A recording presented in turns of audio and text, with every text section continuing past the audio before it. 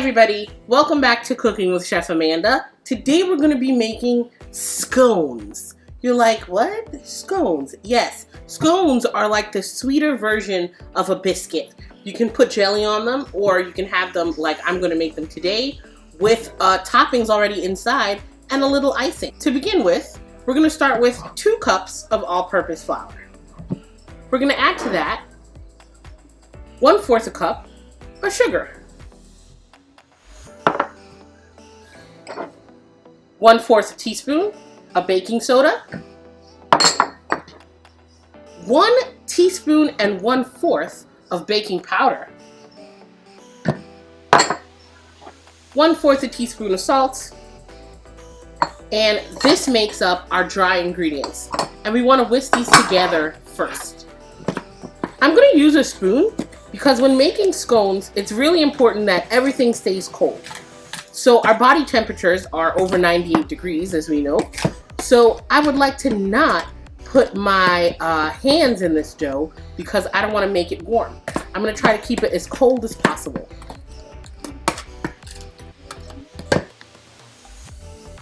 So remembering that we want to keep everything cold, we have a frozen stick of butter. This is about how much we need. This is 1/2 cup of butter.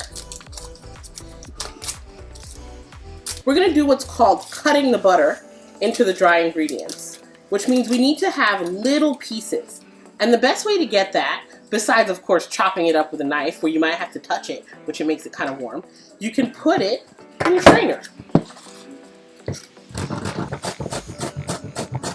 Having little pieces of butter allows them to be little pockets of steam that'll explode inside of the scones, and that's going to help them rise.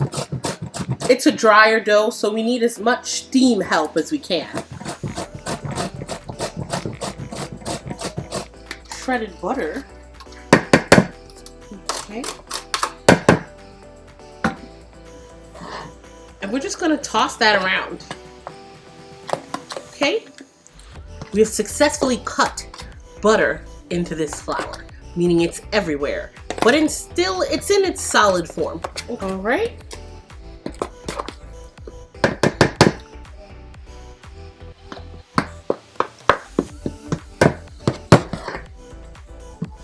Now, for the wet ingredients, we've got a cup of cold buttermilk, and I also have a teaspoon of vanilla extract.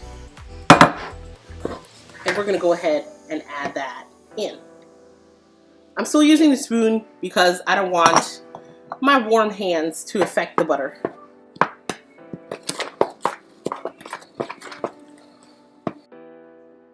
Now it's time to use your hands. The warmth in your hands can now help you bring the rest of the dough together. It's a drier dough, but all of the cold ingredients inside will still help with steam for leavening.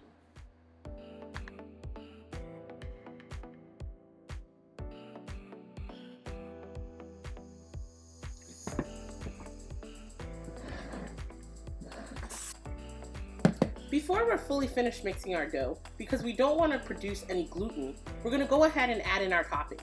Today we're going to be using Reese's chocolate peanut butter cups.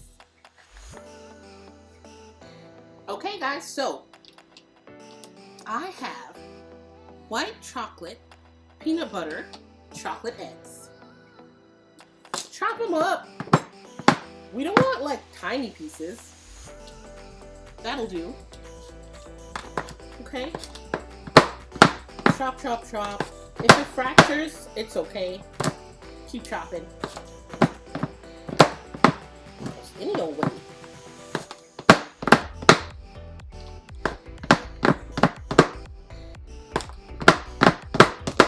This is a great way to utilize extra chocolate. Got tons of chocolate in your fridge? Chocolate bunnies, chocolate M&Ms, chocolate chips.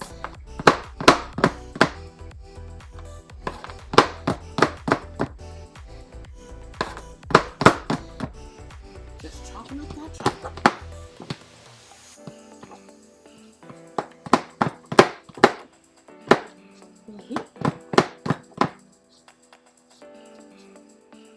All right, and I think that's about enough of those.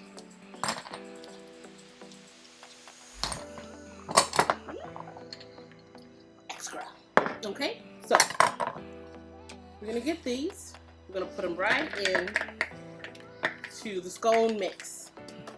Now let's finish combining it.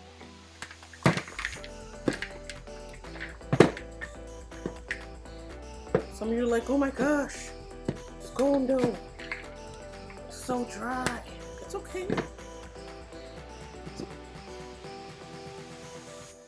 Once your dough has come together, dust the outside with some flour.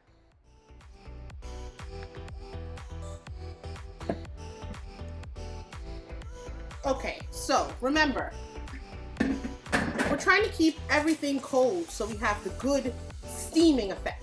We're gonna roll it out, shape it, and then put it back into the refrigerator for about 15 minutes just to cool it back down. Then we can put them into the oven.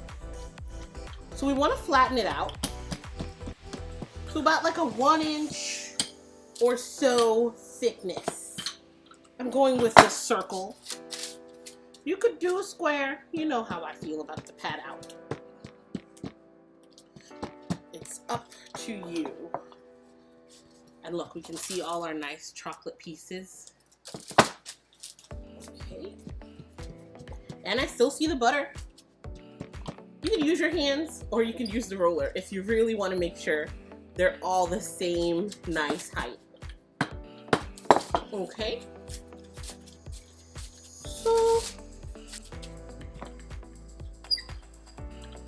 So when you have what looks like a giant cookie, I'm gonna go down the middle, down the middle again,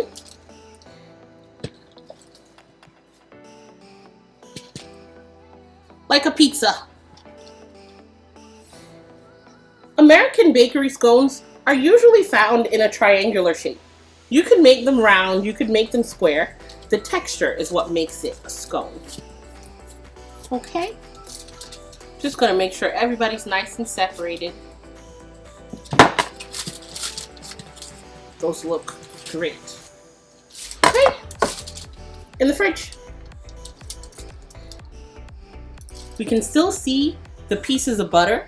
Those are gonna be good for when we need things to get fluffy. We see our butter cups on the side. Yummy, yummy. Okay, so we're gonna brush them with some heavy cream.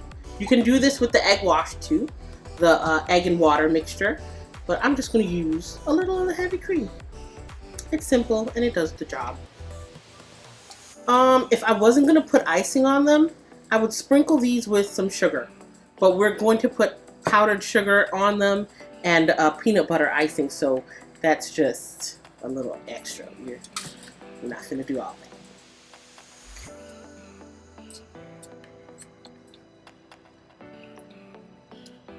All right. And that heavy cream has all that butteriness in there, so it's gonna be good. It almost melts. It is butter. It's everything that's in butter, so it makes sense.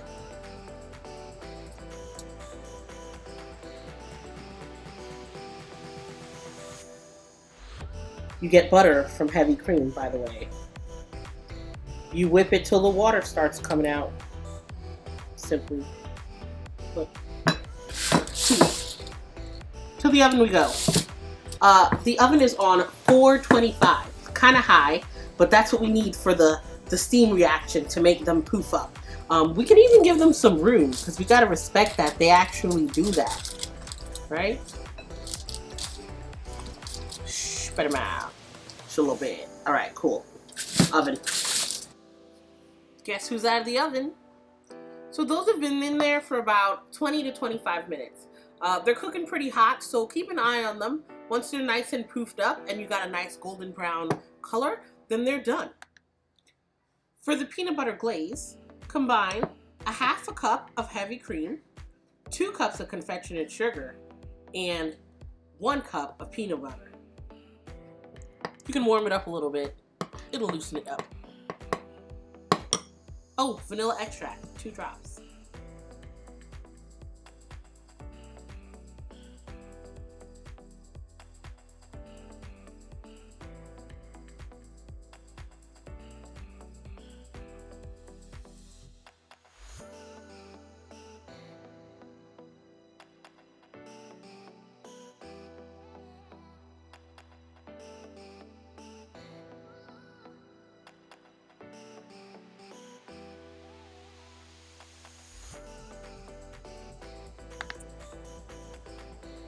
Wow. These are really good. It's really buttery in there. And I'm pretty sure I just got a piece of candy. Thanks for cooking with Chef Amanda. Remember, guys, send us any pictures if you try it out at home. Remember to like, comment, and subscribe. And we'll see you soon. Bye-bye.